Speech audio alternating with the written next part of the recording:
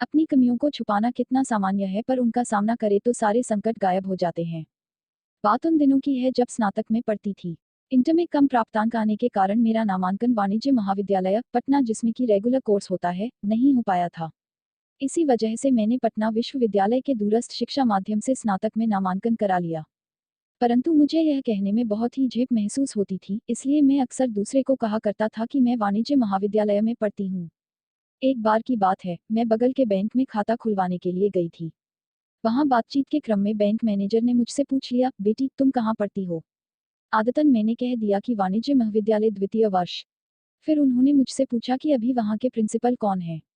अब तो मेरे पास कोई जवाब ही नहीं था, परंतु अपने हाव भाव को छुपाते हुए मैंने कह दिया कि पता नहीं सर, क्योंकि मैं ज्यादा नहीं जाती हूँ। तब उन्होंने दूसरा सवाल दाग दिया कि अकाउंटेंट्स कौन पढ़ाते हैं।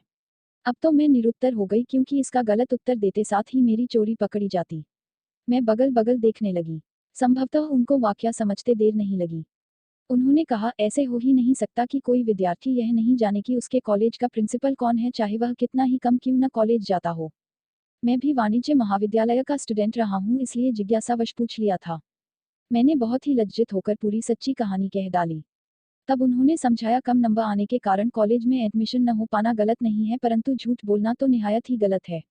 तुम्हारा कम नंबर आने के कारण एडमिशन नहीं हो पाया, मगर तुम अभी से कोशिश करोगे तो निश्चित ही तुम अच्छा मुकाम पा जाओगे। परंतु इसके लिए तुम्हें अपनी कमजोरी को छिपाना नहीं चाहिए, बल्कि उसको एक आधार मानकर बड़ी मजबूती से अपनी मंजिल को पाने के लिए कोशिश करनी चाहिए। बैंक मैनेजर की वह सीख हमेशा के लिए मेरे मन मस्तिष्क में अंकित हो गई। निरंतर प्रयास से आज मैं सरकारी सेवा में हूँ।